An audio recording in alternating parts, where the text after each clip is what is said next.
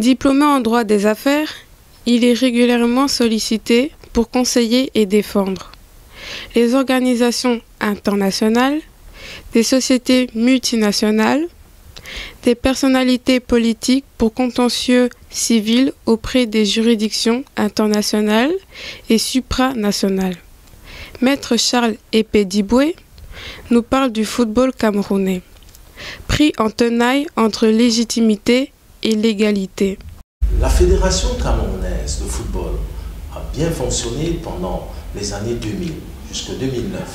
Pourquoi durant cette période les tests étaient propices au bon fonctionnement du football camerounais? Je crois qu'il est important à ce niveau de rappeler d'abord que en 2000, le Cameroun sort d'une relative longue crise qui a débuté d'abord en 1994, qui s'est acheminée en 1998 à la suite de l'arrestation de Vincent Onona, qui contraindra la FECAFOOT à l'intervention de la FIFA à mettre en place une cellule provisoire. Alors, à la suite de cette sortie provisoire, on désignera Iya Mohamed comme président provisoire, président qui finira par être élu le 11 avril 2000. Je vous disais à la question précédente que l'histoire de la FECAFOOT est émaillée entre naissance, errance et déshérence. Alors, ces années que j'ai envie d'appeler les années Iya Mohamed sont des années qui vont relativement bien se dérouler, puisque ce qui caractérise assez globalement, et on le retrouve encore actuel dans le conflit présent auquel nous sommes confrontés, entre crise de légitimité et légalité, on ressent moins cet aspect-là durant les années Iya Mohamed. On sort d'une très longue crise. Monsieur Iya Mohamed est instauré au terme d'une élection, comme président de la FECAFOOT, et sont des années durant lesquelles, a priori, sa gouvernance semble saluée, puisque le football camerounais est un football qui réussit. En 2000, avec deux CAN qui seront gagnés par le Cameroun. On a également les jeunes espoirs qui seront champions olympiques. Tout fait en sorte que, à dater du moment donné où la gouvernance paraît légitime, les textes paraissent a priori, puisque la légitimité n'étant pas contestée, une des façons de contester la légitimité, c'est d'avoir recours à l'interprétation, à l'analyse de textes légaux, pour voir dans quelle mesure cette légitimité pourrait être mise en branle, questionnée, ou éventuellement mettre en place un autre système qui permettrait de faire en sorte que le football se porte mieux. Donc ici, effectivement, les textes, a priori, à défaut d'être propices, ils ne sont pas mis en œuvre ou invoqués pour contester une légitimité qui semble admise, d'autant plus admise que M. Iya Mohamed sera réélu 3 fois à la tête de la FECAFOOT. Maître, revenons sur l'article 3 des statuts de la FECAFOOT, alinéa 2, qui dit que la FECAFOOT organise des compétitions de football association sous toutes ses formes. Au niveau national, s'agit-il uniquement du football amateur? Alors, puisqu'il s'agit d'une question de pure légalité, si je peux m'exprimer de la sorte, je vous propose, si vous le permettez, de vous lire la disposition normative en question et de la commenter éventuellement s'il y a lieu. Alors, l'article 3 qui définit effectivement les buts de la FECAFOOT vous renseigne ceci, que la FECAFOOT a pour but d'organiser les compétitions de football association sous toutes ses formes au niveau national en définissant au besoin de façon précise les compétences des différentes ligues qui la composent. Alors, il faut savoir que les statuts de la FECAFOOT ne sont pas le seul texte normatif qui trouve à s'appliquer dans le cadre du football camerounais. Il y a également les règlements. Alors, quand on fait une lecture assez approfondie des règlements, qu'est-ce qu'on apprend? C'est qu'effectivement, la FECAFOOT a exercé cette compétence que l'article 3, alinéa 2 de ses statuts l'autorise, qui est de déléguer l'organisation de certaines compétitions à des ligues. D'une part, la gestion et l'organisation du football professionnel est déléguée à la Ligue de football professionnel du Cameroun, et l'organisation et la gestion de matchs amicaux dans le cadre du football amateur est déléguée à la compétence des ligues spécialisées, départementales et régionales. Selon les textes de la FECAFOOT, au chapitre 6, alinéa 1, la FECAFOOT organise et coordonne toutes les compétitions officielles qui se déroulent dans son ressort de compétences. Quelle est la différence juridique entre l'article 3 des statuts de la FECAFOOT, alinéa 2, et le chapitre 6, alinéa 1. Les deux dispositions sont parfaitement complémentaires et cohérentes l'une vis-à-vis de l'autre, l'une à l'égard de l'autre. L'article 3 établit les buts de la FECAFOOT et à ce titre, elle vous rappelle déjà que la compétence générale de la FECAFOOT en matière de gestion de football camerounais. L'article 90, celui dont vous faites référence à travers le chapitre 6 des statuts de la FECAFOOT, abonde dans le sens de l'article 3 puisqu'il nous fait rappel de ceci. La FECAFOOT organise et coordonne toutes les compétitions officielles qui se déroulent dans son ressort de compétences. La FECAFOOT peut déléguer à une ligue la compétence d'organiser les compétitions. Je crois simplement que cette disposition est le prolongement naturel de ce qui a été déjà dit à l'article 3. Compétence par ailleurs de délégation qui sera mise en œuvre par la FECAFOOT à travers la création notamment de la Ligue de football professionnel du Cameroun qui elle aussi sera dotée de statuts. Et il est édifiant d'aller lire ces statuts pour se rendre compte que de nouveau on fait un renvoi particulier au statut de la FECAFOOT. Alors que nous disent ces statuts de façon succincte sur les dispositions qui nous intéressent? Je viserai les dispositions des articles 1, 2 et 3. L'article 1 commence par vous rappeler l'origine de la fameuse ligue. La Ligue de football professionnel du Cameroun est une émanation de la Fédération camerounaise de football. On vous dit encore que la Ligue de football professionnel du Cameroun est affiliée à la FECAFOOT. L'article 2, qui définit les relations avec la FECAFOOT, vous rappelle que la Ligue de football professionnel du Cameroun exerce ses missions sous la tutelle et le contrôle de la FECAFOOT. Et enfin, la disposition encore pertinente, c'est l'objet même de la création de la Ligue de football professionnel du Cameroun, qui est dit, la Ligue assure l'organisation et la gestion des activités du football professionnel en application et en conformité avec les statuts, codes et règlements de la Fédération camerounaise de football, ainsi que les stipulations de la convention conclue entre la Ligue et la FECAFOOT. Donc vous avez ici deux dispositions qui sont un peu plus claires, c'est que c'est une compétence réservée effectivement à la FECAFOOT, compétence qui est ensuite déléguée à des ligues spécialisées, dans le cas notamment de la Ligue de football professionnel, qui sera déléguée à la Ligue de football professionnel du Cameroun. Maître, lors du litige de 2019, la FECAFOOT avait suspendu la Ligue, me reprochant son mode de gouvernance. Une suspension que le président de la Ligue a contestée en s'appuyant sur les dispositions de l'article 17 des statuts de la FIFA. 18 et 25 de la Ligue. Est-ce que la suspension de la Ligue de football professionnel était juridiquement justifiée? La question et les réponses que je vais vous adresser à cette occasion m'apparaissent devoir être d'une part anachroniques, d'une part contemporaines et d'autre part futures. Trois qualificatifs pour vous décrire qu'en réalité, la Ligue, c'est l'histoire d'un conflit qui perdure déjà effectivement depuis 2019. Conflit qui est émaillé de l'intervention de différentes procédures, d'abord internes, et ensuite de procédures arbitrales. Alors, anachronique, puisque le premier litige que je vous évoquerai est celui qui prend source, qui prend naissance à l'occasion de la décision de la FECAFOOT en 2019, visant à suspendre avec effet immédiat les compétences qui ont été transmises à la Ligue, en invoquant la violation grave et réitérée d'un ensemble des obligations auxquelles elle était soumise. À l'occasion de la sentence arbitrale, puisque ce litige, je vous parle d'anachronisme, est clos, puisque le 14 septembre 2020, le tribunal arbitral du sport va rendre une sentence arbitrale au terme de laquelle elle va réhabiliter la Ligue dans ses compétences. Mais il est peut-être intéressant de rappeler qu'à cette occasion, à l'occasion de ce litige de 2019, la FECAFOOT adressait une série de griefs pour lesquels je ne peux pas vous dire s'ils étaient fondés, puisque je n'ai pas d'éléments factuels ou de pièces me permettant d'analyser le bien fondé de ces éléments-là. Mais toujours est-il qu'il est intéressant de relever que la FECAFOOT reprochait notamment à la Ligue une crise de confiance entre la Ligue et la majorité des clubs professionnels, le non-respect récurrent des dispositions statutaires de la Ligue liées au mauvais fonctionnement des organes à l'instar de la non-tenue des assemblées générales, de même que l'inexistence des règles de procédure budgétaire et financière. L'inexistence d'un organigramme et d'un plan cohérent de gestion des ressources humaines favorisant des pratiques peu orthodoxes. La remise en cause répétée de la tutelle de la fédération et de ses prérogatives. L'opacité dans la gestion des subventions allouées par l'État et la FECAFOOT marquée par l'inexistence des comptes d'emploi.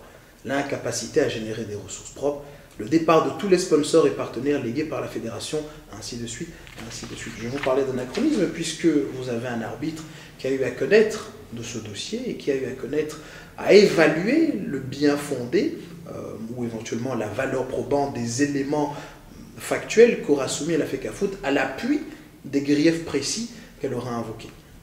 Alors, contemporaine, puisque lorsque la sentence arbitrale sera rendue, le 14 septembre 2020, vous avez un communiqué de presse qui sera adressé par la FECAFOOT, je crois de mémoire, le 24 septembre 2020, au terme de laquelle la FECAFOOT dit qu'elle ne conteste pas, et donc en tout cas, puisque ces dispositions statutaires la contraignent à respecter toute décision rendue par le tribunal arbitral, et elle prend acte et s'engage à respecter la décision prise par le tribunal arbitral du sport. Engagement d'autant plus manifeste que la FECAFOOT va convoquer une assemblée générale à l'issue de laquelle, ou au terme de laquelle, ou pour laquelle, elle va proposer un ordre du jour, dont notamment la désignation d'un président du conseil d'administration de la Ligue. Alors, c'est ici encore que le bas blesse, puisque ça donnera lieu au second litige qui opposera la Ligue à la FECAFOOT, concernant le fait que la Ligue va adresser à la FECAFOOT un aimable rappel, au terme de laquelle elle dira « Il me revient de proposer le candidat à siéger comme président de notre conseil d'administration. » Alors, il s'en suivra de ce que nous avons lu de cet échange que, en date du 2 et du 4 novembre 2020, la FECAFOOT décidera de nouveau de suspendre et de retirer les compétences qu'elle avait transmises à la Ligue. Alors, cette nouvelle décision fera l'objet d'une série de procédures, et dont notamment une procédure arbitrale en extrême urgence, et donc la Ligue saisira le tribunal arbitral du sport par la voie d'une procédure sur requête en mesure superprovisionnelle en vue de soumettre à l'arbitre un contrôle d'égalité visant à suspendre la décision qui a été prise par la FECAFOOT.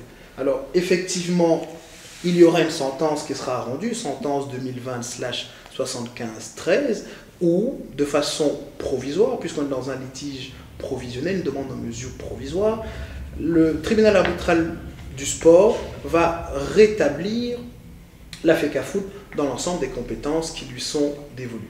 Ça, c'est le second volet de ce litige, pour lequel nous attendons encore qu'une décision sur le fond soit rendue par le tribunal arbitral du sport. Alors, je vous disais futur, puisque on sait maintenant qu'il y a un troisième litige potentiel qui peut éclore, à l'issue duquel la Ligue se revendique le droit de continuer à l'organisation des championnats, alors même que la FECAFOOT, à travers notamment son comité exécutif provisoire, dit qu'elle ne reconnaît pas la compétence de la Ligue pour organiser ce championnat. Alors, nous disons futur parce qu'il y a fort à parier qu'il ne serait pas impossible encore de nouveau que la Ligue introduise une nouvelle procédure en vue de faire respecter les décisions arbitrales qui ont été rendues, ou simplement les statuts toujours en vigueur qui lui confèrent une série de prérogatives en matière d'organisation du championnat professionnel. Voilà. La décision rendue par le tribunal du sport a apporté une crise dans une crise. Quelle interprétation faites-vous de cette décision, sachant que le tribunal arbitral a orienté la conduite en rejetant le retour des organes de 2009? L'exercice auquel vous me soumettez est un exercice à la fois singulier et délicat. Singulier, puisque vous me demandez en ma qualité d'avocat d'émettre un avis juridique objectif sur une problématique juridique donnée, précise et définie. C'est justement cette recherche d'objectivité qui, selon nous, rend l'exercice complexe, puisque nous partageons l'opinion modeste que l'avocat, par essence et par définition, est nécessairement partial, puisqu'il est accoutumé à camper une position, celle d'une part de la défense des intérêts de ses clients, et d'autre part des thèses juridiques qu'il épouse ou qu'il invoque à l'appui justement de la défense des intérêts de ses clients. C'est une longue introduction pour vous dire que je serai nécessairement dans l'avis que je vous rendrai dans ce dossier-ci partiellement objectif, ou à tout le monde impartialement subjectif, puisque par définition, je ne peux parler d'un sujet de façon précise et complète que si j'en ai eu l'intégralité des données. Or, cette problématique est particulière, plus particulièrement le litige que vous invoquez, puisqu'il met en branle une série de protagonistes dont le nombre est relativement élevé. Maintenant, sur la question précise que vous me posez, est-ce que la décision rendue par le tribunal arbitral du sport et intitulée référencée 2019/A6258 a été de nature ou est de nature à constituer une amorce ou une amplification d'une crise déjà existante? En vous disant ceci, je réponds personnellement à votre question. Il y a déjà une crise qui préexiste, déjà depuis un certain nombre d'années, puisque ce litige découle déjà de 2013, avec déjà la mise en place d'une première cellule, ensuite d'une seconde cellule en 2015-2017, et ensuite une procédure dont le nerf de la guerre est le suivant. C'est que vous avez la FECAFOOT qui essaye, ou qui a essayé, de procéder à une modification de ces statuts, et vous avez un certain nombre de délégués qui ont estimé, crise de l'égalité, que cette modification ne pouvait avoir lieu puisqu'un ensemble de règles propres au statut n'aurait pas été respecté. D'une part, certains nombres de voix n'auraient pas été pris en compte. D'autre part, et c'est la lecture édifiante de la sentence arbitrale qui nous le dit, d'autre part, certains délégués estiment que les modalités de convocation et d'envoi à l'ordre du jour n'auraient pas été respectées. Certains délégués estiment qu'on leur a adressé simplement, beaucoup trop tardivement, les textes modifiés des nouveaux statuts de la FECAFOOT, de telle sorte qu'il y aurait une violation claire des statuts qui prévoirait qu'en réalité, l'ordre du jour et la modification des textes devraient être adressés à un délai de huitaine, sauf erreur. Et donc, sur ce point-là, il m'apparaissait important de restituer d'abord le contexte même de la crise qui donnera lieu à la sentence arbitrale qui sera prononcée. L'interprétation que nous en faisons est de dire que, premièrement, la crise préexiste. Deuxièmement, il faut comprendre le contexte de l'intervention du tribunal arbitral qui intervient comme organe juridictionnel suprême lorsque les voies de recours internes ont été épuisées. Donc, troisième élément, c'est que dans ce dossier-ci, plus particulièrement, c'est vu les enjeux et vu le nombre des protagonistes, la formation arbitrale n'était pas une formation arbitrale d'un arbitre unique, mais une formation arbitrale de 3 arbitres qui ont eu à apprécier de façon souveraine les éléments factuels et les considérations que les différents protagonistes leur ont soumis. Et à l'issue de l'analyse de ces éléments-là, ils ont rendu une décision qui pourrait a priori être objective sous réserve d'analyse plus approfondie des éléments que les arbitres ont eu à connaître à l'occasion de ce litige-là. Maître, l'Assemblée générale de 2009 a saisi l'occasion en s'appuyant sur le fait que l'annulation des textes actuels donne de facto droit au retour des textes de la FECAFOOT de 2009, révisés en mai 2012. Est-ce que cela est juridiquement possible? C'est non seulement juridiquement possible, mais encore faut-il rajouter que c'est juridiquement souhaitable. Juridiquement possible dans la simple mesure où, lorsqu'il y a une tentative de modification de statut qui échouerait tout simplement parce qu'ils auraient été invalidés, les statuts qui les préexistent, qui est le texte normatif dont la modification est sollicitée, modification, si elle ne parvient pas à entrer en vigueur, on retombe simplement dans l'application du texte qui était en vigueur avant la tentative de modification. Maître, avec la situation juridique actuelle du football camerounais, qui doit organiser le championnat professionnel, est-ce que la Ligue de football, est-ce la Fédération camerounaise de football, est-ce le comité exécutif provisoire? Pour répondre à cette question, il faut garder à l'esprit 2 éléments. Le premier élément est d'ordre légal et vise en réalité à interroger ou à s'interroger quant au texte normatif qui trouve à s'appliquer et qui régisse encore la situation, la question qui nous est soumise, à savoir qui peut légalement organiser le championnat professionnel au Cameroun. Et pour y répondre, il suffit de s'en référer au texte que j'ai cité au début de cet entretien, en l'occurrence les statuts de la FECAFOOT, d'une part, d'autre part le règlement de la FECAFOOT et enfin les statuts même de la Ligue professionnelle de football camerounais. Ces 3 textes sont cohérents, ils vous disent tous une chose. c'est que la Ligue professionnelle du Cameroun a reçu compétence pour gérer et organiser sous la tutelle de la FECAFOOT le championnat de football professionnel. Maintenant, le second élément, c'est de savoir qu'effectivement, il y a eu 2 tentatives visant à retirer à la Ligue les compétences qui lui ont été transmises par la FECAFOOT. Première tentative, c'était aux alentours de juillet 2019 avec le litige qui aboutira à une sentence arbitrale du 14 septembre 2020 qui aura pour effet de rétablir la FECAFOOT sur l'ensemble des prérogatives qui lui ont été dévolues. Second litige vise une période de novembre 2020, entre le 2 et le 4 novembre. On a l'Assemblée générale de la FECAFOOT qui a tenté de nouveau de suspendre et de retirer les compétences qui ont été transférées à la Ligue.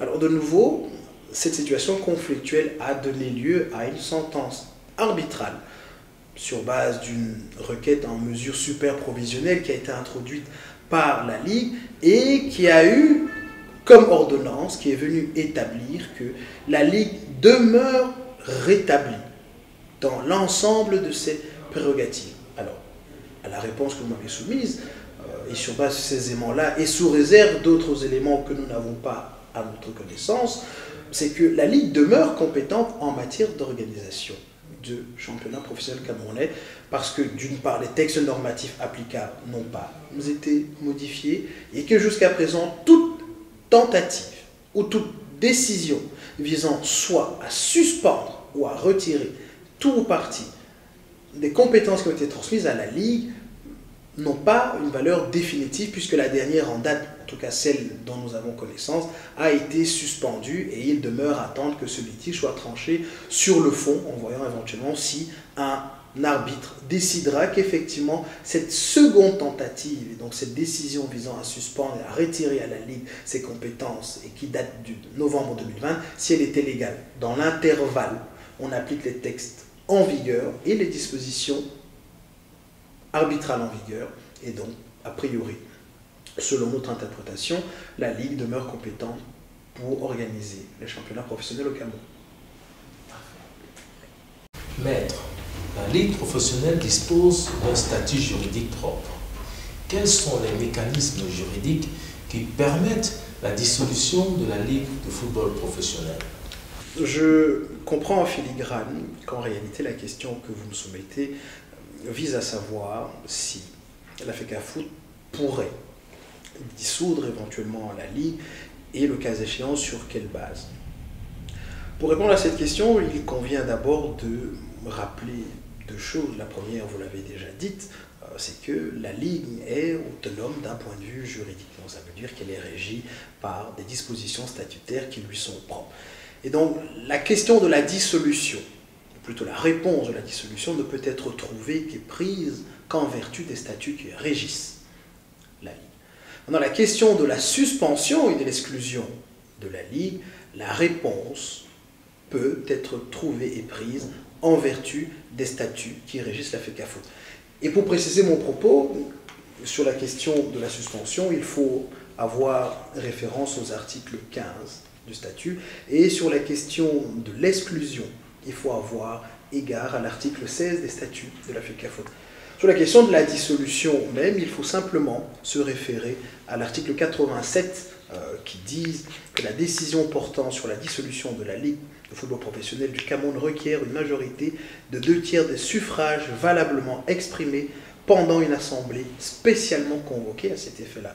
Donc, en résumé, la FECAFOOT ne pourrait pas, de sa propre initiative, décider de dissoudre, mais elle pourrait tenter de suspendre et d'exclure en tant que membre la Ligue, moyennant bien évidemment le respect des textes statutaires qui trouveraient à s'appliquer dans le cas d'espèce.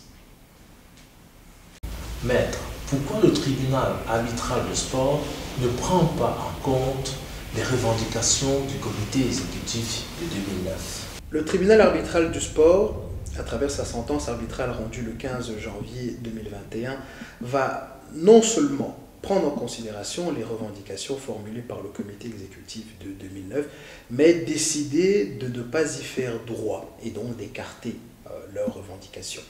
Les revendications formulées par le comité exécutif de 2009 reposaient sur l'application une disposition normative qui est l'article 29 du Code électoral de 2012.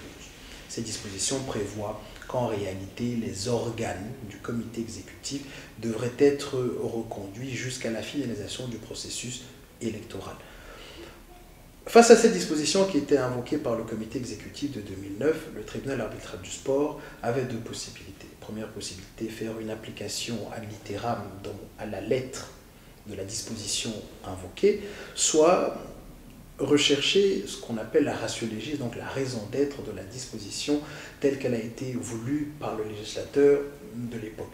C'est ce dernier mécanisme qui sera utilisé par le tribunal arbitral du sport lorsque celui-ci, faisant application et interprétation de ces dispositions, dira qu'au nom et en vertu même du principe dit de continuité de service, on ne devrait pas reconduire un comité exécutif datant de 2009, lequel a donc cessé ses fonctions plus de 11 ans après sa demande en réhabilitation.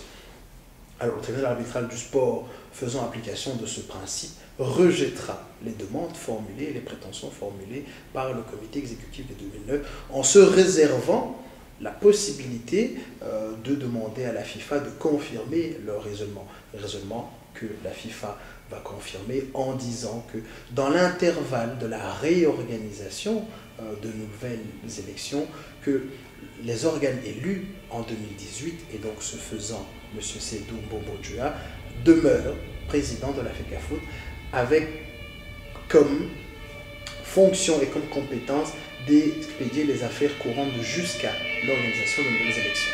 Quels conseils juridiques pouvez-vous apporter pour que le football camerounais retrouve sa stabilité? Je voudrais commencer par reprendre à mon propos la recommandation qui a été formulée par le chef de l'État le 10 février à l'occasion du discours qu'il a adressé à la jeunesse camerounaise en disant effectivement que j'invite à sa suite les instances fêtières du Cameroun à effectivement se ressaisir et à ramener une certaine sérénité dans l'organisation et la gestion de cette crise. La gestion de cette crise que j'ai intitulée en début de cet entretien « Crise de légitimité et de légalité » sur la première. Donc la légitimité, je ne me prononcerai pas, mais sur la seconde, la légalité, je ne peux, en tant qu'avocat, qu'inviter les acteurs et les différents protagonistes de cette crise à d'une part se référer à l'application des textes légaux toujours en vigueur et surtout à respecter les différentes décisions qui sont rendues par les instances qui ont eu à connaître des différents litiges qu'on leur a soumis. C'est sur ces mots que s'achève ce numéro. Je vous donne rendez-vous pour le prochain numéro.